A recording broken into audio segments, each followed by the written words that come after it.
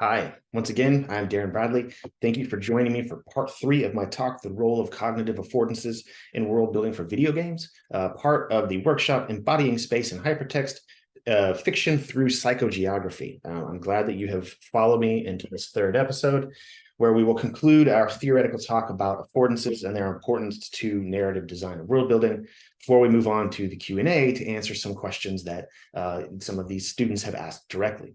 So thanks for being, and if you've already seen parts 1 and 2, you'll notice that cat has not moved. He's been sitting in exactly that same position the whole time. So that's my cat Nunchucks, and I'm glad that he could be here with us for such an important contribution to the conversation.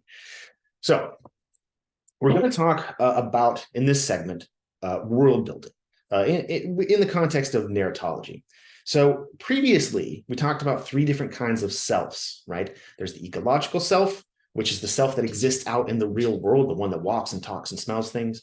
There's the evaluated self, which is the one that is contained within our conception or our understanding of ourselves. You might think of it as like the mind self.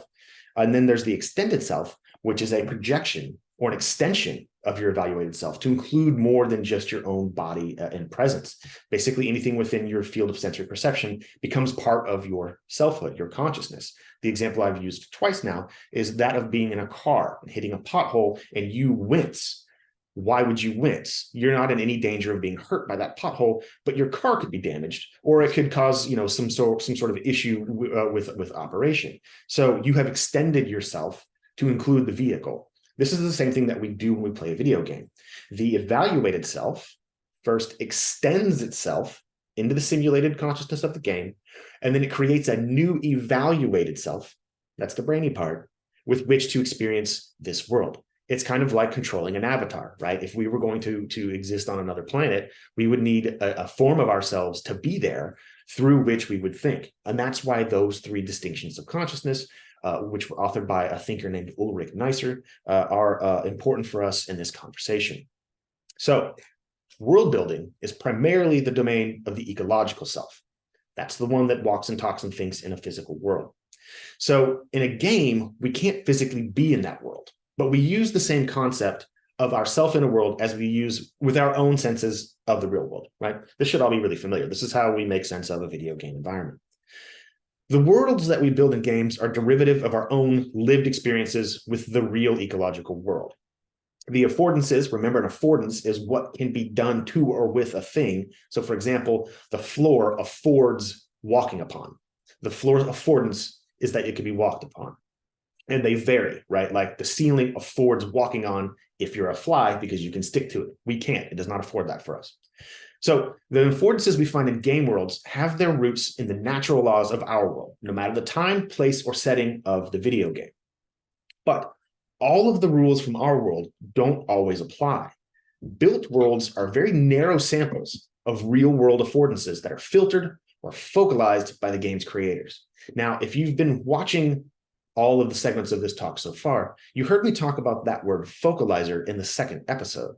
The focalizer is the basically filter of experience between your understanding and the actual universe out there. I said in the first conversation that consciousness is just the universe internalized. It's everything that there is out there to know, be, touch, or feel that has been gone through the filter of your senses and entered into your consciousness. That right there, that filter is the focalizing, right? So game worlds are focalized, just like narrative worlds, in the sense that we are only allowed to experience the game world the way that the narrative designers want us to, right? It isn't a universal translation one-to-one from real world to simulated world.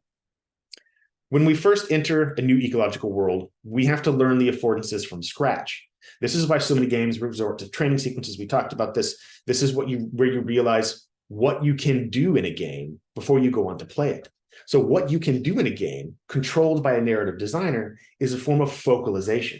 So again, you're on a set of perceptive rails in that you can only experience the way that the game has been coded to allow you.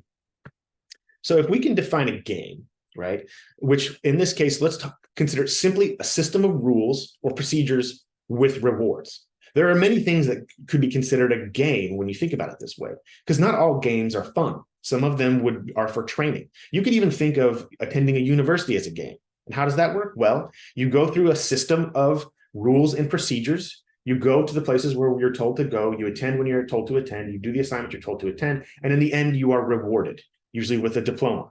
That is the same function as a game. They work in the same sort of experiential sense. So the rules or procedures are how you can play that game. Like, can your character fly? Can you only move one square at a time? A built world simulates reality, but with restrictions so that we can concentrate on the point. The reason that games have limited experience, in addition to the fact that technology has to catch up to a certain point, is because there is a point to a game.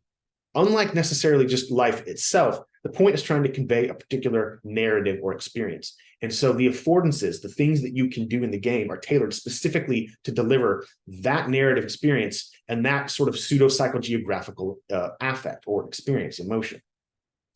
World building is part of narrative design. Recall from the first episode that narrative design is the art, the practice, the discipline of establishing how a game story will be experienced. How many characters can we afford as a game studio? They have to be animated, they're expensive. How many voice actors? How many gigs of memory is this going to take? These are all things that are practical considerations that constrain the narrative design of a story. You have to import these rules based on developmental mechanics from the studio so you know how you can tell your story. And the world that you build is actually your primary means of storytelling, not the narrative, but the world itself.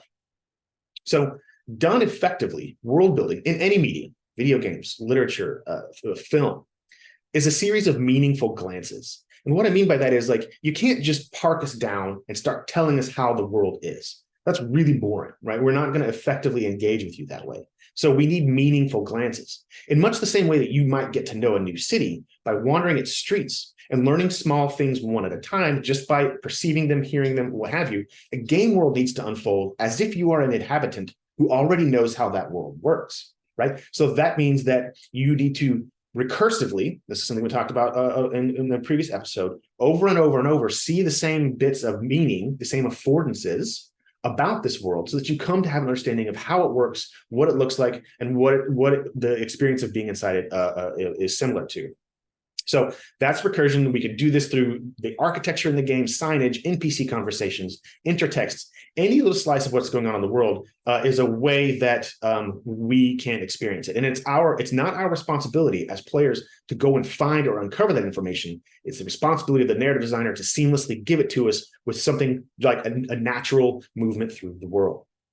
Complicating actions, which are plot elements, should lead us from one event to the next, uncovering new aspects of this world one at a time, as we follow what are called the proiretic and hermeneutic codes. I know those are big words. Those also come from narratology. The proiretic code states that every building conflict will have some sort of resolution. And the hermeneutic code states that every introduced mystery or piece of information will have an explanation or a resolution as well. So finally, what's important here is to understand that world building for video games, affordances in the context, is a directorial pursuit, right? Its execution will come down to artists, compositors, actors, and other developers, not just you who wrote the script or designed the narrative, which is very dissimilar from authoring a book, a short story, or something like that. Essentially, what you're doing is creating the orchestration for how other artists will bring this to life, which is why storytelling, why world building is your primary storytelling technique. It's because you have to use that synthesized creative product from all of these people based on the principles we've discussed so far about cognitive theory and narratology in order to create a space wherein the narrative can even be experienced in the first place. And then it goes on to the script itself. So that concludes this episode on world building and narratology. Next up, we're going to take your questions and I'm going to answer them as best that I can. So I hope that you will join me soon for part 4. Thanks for watching.